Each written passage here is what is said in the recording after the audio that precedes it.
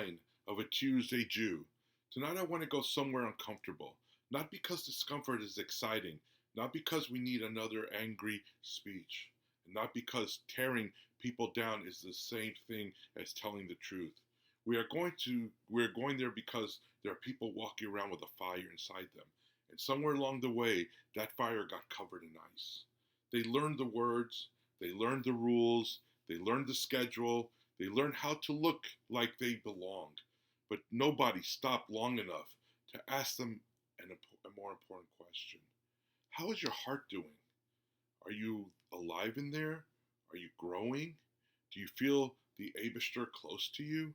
Or are you just surviving another day in a system that knows how to measure performance but does not always know how to hold a human being?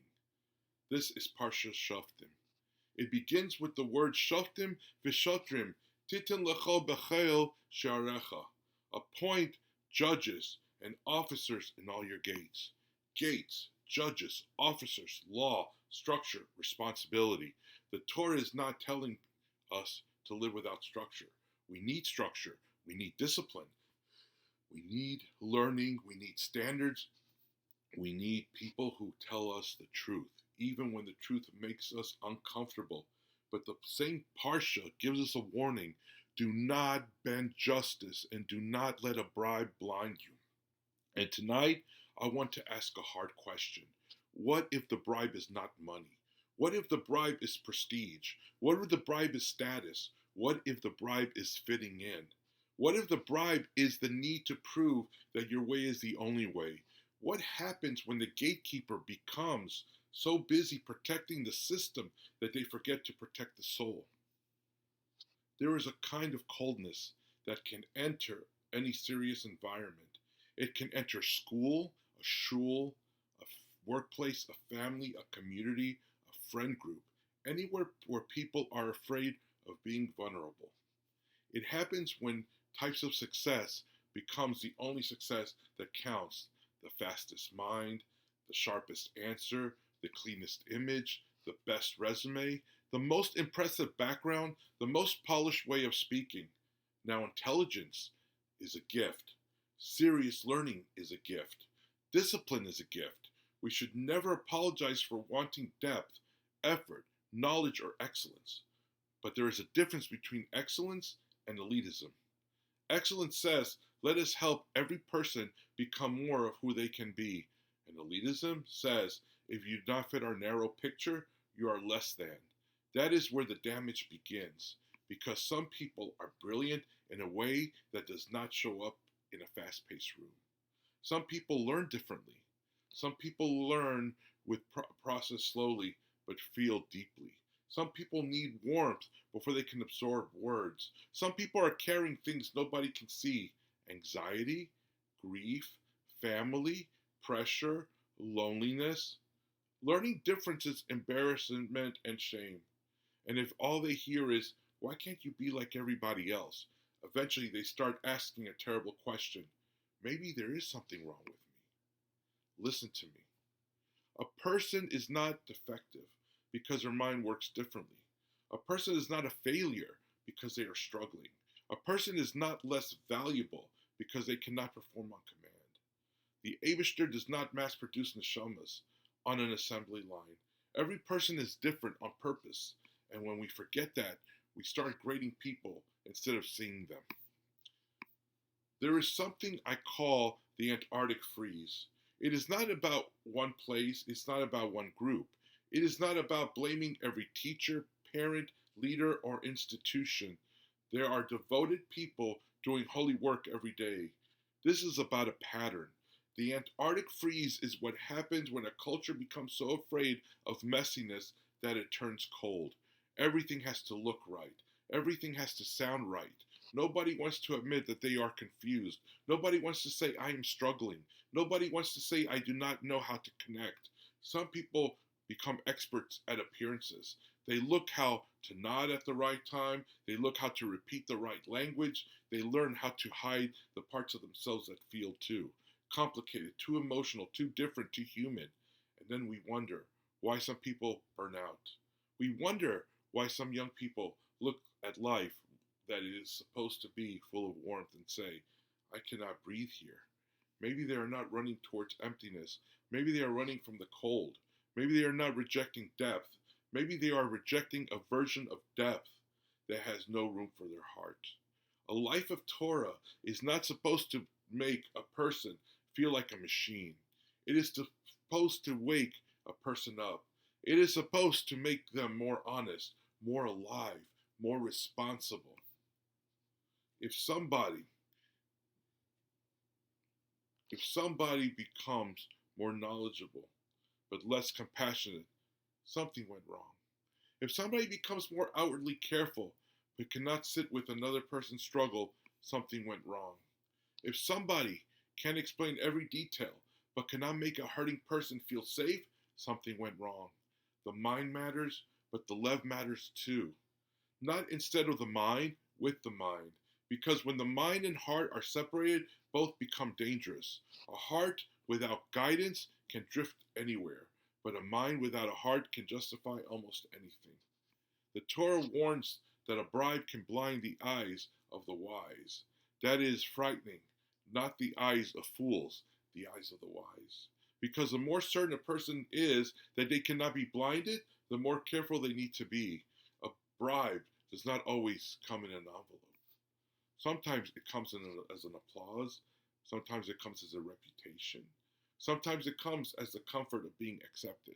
Sometimes it comes as the fear of being the only one in the room who says, wait, somebody here is hurting. Something here is also hurting people. It takes courage to say that. It takes courage to challenge a culture of silence. It takes courage to tell a child who feels outside, you are not a project. You are not an embarrassment. You are not a problem to be managed. You are a person. And that takes even more courage to say than when a person is not a child anymore. Because adults can be starving too. That person with the job, the person sitting quietly at the table, the person who looks like they have it together, the person who stopped talking because they learned nobody was listening. We cannot see every wound, but we can stop making new ones. That is what it means to pursue justice. No one, not only justice in a court, justice in how to judge a person's story, justice in how you speak about someone who is not in the room, justice in how you respond when somebody does not fit your expectations. And justice means refusing to turn a human being into a category. Here is the same thing. The sameness is easy to manage. It feels safe when everybody dresses the same, talks the same, thinks the same, and has the same kind of strength. But sameness is not unity. A room full of people afraid to be honest is not unity. That is fear wearing a uniform. Real unity is stronger than sameness. Real unity says we share a direction, but we are not copies. We share values, but we do not erase personality. We care about growth. We do not crush people on the way there. We can be serious without becoming stiff. We can have standards without becoming cruel. We can teach discipline without humiliating someone who is struggling to stand up. And we can love Torah without making it feel like a performance review.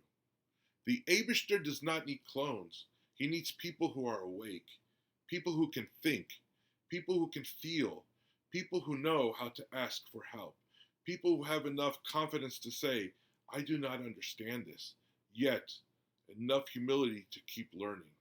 That is not weakness, that is strength. And here is the part that should shake us. Somebody can look perfect and be falling apart inside. Do not be impressed too quickly, and do not judge too quickly. Do not assume the quiet person is fine because they are quiet, and do not assume the person who smiles is not in pain. Do not assume that a person who left a place has no love for what they left behind. And sometimes they left because they were trying to save the last piece of fire they had. So what do we do with this? We do not respond to coldness by becoming reckless. We do not respond to rigidity by throwing away every boundary. We do not respond to bad experiences by pretending standards do not matter. We bring back the balance. We pursue justice justly, and we tell the truth without humiliating people. We set boundaries without crushing people. We correct without making someone feel worthless. We teach with both a mind and a heart, and every one of us can begin somewhere small. Look at somebody who feels invincible and actually see them. Call the person you have been meaning to call. Stop repeating that story about somebody else. Say, I'm sorry, without adding a defense after it. As a kid, how are you really doing? And wait long enough to hear what the child answers. Ask an adult the same question. Create one place in your home, in your friendship, in your classroom, in your life, where people do not have to pretend. This is how the ice starts to melt. Not through grand speeches, through warmth, through honesty, through the courage to make a room for a human being. The Parsha begins with judges at the gates, so place a judge at your own gate. When the impulse comes to judge somebody too fast, stop it at the gate. When the urge comes to stop the cruelty, stop it at the gate. When pride tells you that you are above listening, stop it at the gate. When fear tells you to hide your real struggle forever, stop it at the gate and let the right thing in. Let compassion in. Let humility in. And let truth in. Let the Abishter back in the part of your life that has gone cold because a person is not a report card. He's not a resume. He's not a label, not a rumor, not a performance. A person is a world. And if we can remember that, if we can bring back the lev, the warmth, the honesty, then maybe we do not have to lose another soul to the ice. Keep the standards. Keep the depth. Keep the learning. But for the love of everything holy, keep the heart alive. Thank you. Have a good Shabbos, Kol Tuv, and I will see you for episode 10 on Tuesday. Thank you for listening to Tuesday Jew. Good Shabbos.